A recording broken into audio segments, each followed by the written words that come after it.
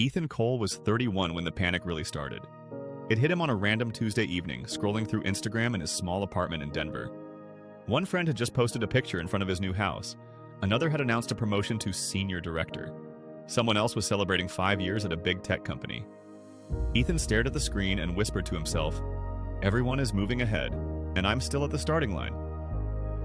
That was the moment his heart sank. Not because life was bad, but because it felt late. He had a job. It just didn't feel like a real career. He worked support at a mid-sized software company. Good people, okay pay, but no sense of direction. When people asked, "So what do you do?" he never had a proud answer. He'd laugh it off, change the topic, or say, "Yeah, and I'm just figuring things out." But inside, the voice was harsh. You wasted your 20s, you messed up, you're behind, and you'll never catch up. That was Ethan's present problem. Not that he had nothing, but that he believed whatever he had no longer counted because everyone else seemed ahead. To understand why this hurt so much, you have to go back. Ethan grew up in a small town in Kansas. His parents were simple, hardworking people. The message at home was always, work hard, don't complain, and be grateful. It was good advice, but incomplete. Because no one ever really taught him how to dream. He chose his college major because his cousin said, "This is safe." He took his first job because it was available. He moved cities because his roommate found a place. He never really made a move that felt like his move. For most of his 20s, drifting felt okay. Life was comfortable enough. Netflix, weekends, group chats, small pay raises. Nothing amazing, nothing terrible. Just fine. Until one day, fine stopped feeling fine. The pressure started building quietly. First, when his younger cousin bought a house before him. Then, when LinkedIn started showing job anniversaries and promotions every day. Then, when family gatherings turned into subtle comparison festivals. "So, Ethan, what are you doing these days?"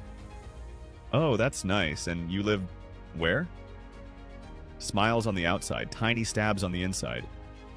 He would drive home from those gatherings with music on max volume just to drown out his thoughts. But late at night, lying in bed, his brain would replay one sentence again and again. "You should be further by now." That's how the layered struggle grew. Day by day, post by post, comment by comment, comparison by comparison. The dual breakdown came in one tough week. First, he got an email at work. "Hey Ethan, we're restructuring the team. Your role will be changing a bit. Less scope for now, but we'll figure things out." Less scope. Fewer responsibilities. In one line, he felt like he'd been moved backward. That same weekend, he attended an old friend's engagement party. Everyone was talking about mortgages, stocks, startups, promotions. Someone said jokingly, "If you haven't figured it out by 30, you're done, man." They laughed. Ethan laughed too. But on the drive home, his chest felt tight.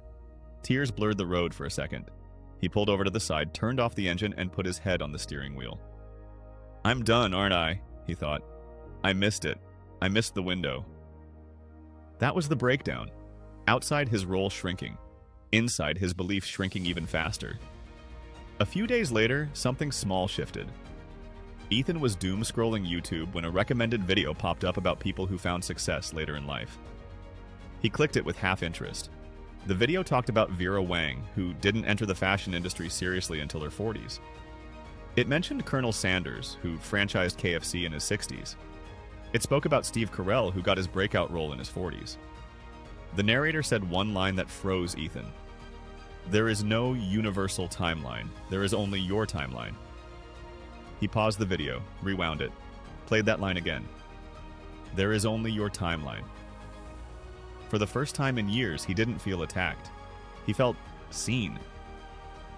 That night, he sat down with a notebook. Not his phone, not his laptop. Just paper, pen, and an uncomfortable amount of honesty. At the top of the page, he wrote, "If I stopped comparing, what would I actually want?" The first few minutes were blank. Then slowly, words came out. "I like explaining things to people. I like tech, but not coding. I enjoy helping customers understand tools, not just fixing tickets. I want a role where my voice matters, where I'm not just following a script." He realized something simple but powerful. He didn't want a fancy title just to impress others. He wanted work that felt meaningful to him. That was his first mini insight. He wasn't behind in life. He was just off track from his own values. Over the next week, Ethan made 3 small decisions. No big drama, no overnight transformation, just quiet, honest steps. He unfollowed accounts that only triggered comparison. Not because they were bad, but because they weren't healthy for him right now. He updated his resume and LinkedIn, not as a lie, but as a clear story of what he was good at: communication, customer empathy, problem solving. He set a rule: 1 application per day to roles that aligned with what he wrote in his notebook: customer success, onboarding, training. There were rejections, of course. Silence. We've decided to move forward with other candidates.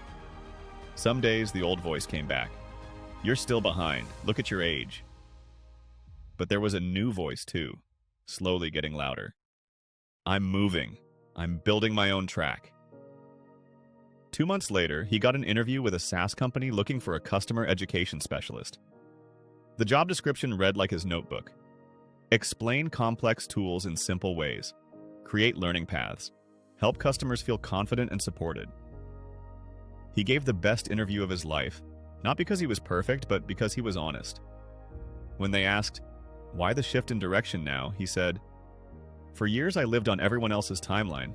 I chased should instead of listening to what I'm actually good at. I'm done doing that. I want a career that fits who I am, not who I'm trying to impress. They didn't reply immediately. Days passed. Then one morning, an email. We'd love to offer you the role. Ethan didn't scream. He didn't post a dramatic story. He just sat there quietly and let one realization sink in. He wasn't late. He was right on time for his life. Here's the real lesson in Ethan's story, and in the stories of people like Vera Wang, Colonel Sanders, Steve Carell, and countless others you'll never see in headlines. Life is not a race where everyone starts at 18 and must finish by 30. There is no referee holding a stopwatch on your purpose. Some people peak at 25, some at 45, some at 60. None of them are late. They're just different routes on a map with no single destination. You are not behind because your friend bought a house. You are not failing because someone your age is a manager and you're still exploring. You are not lost just because your path doesn't look like theirs. The only time you are truly behind is when you stop moving on your own track just to stare at somebody else's. So if you're listening to this and thinking, I'm late, I messed up, it's over for me, take a breath.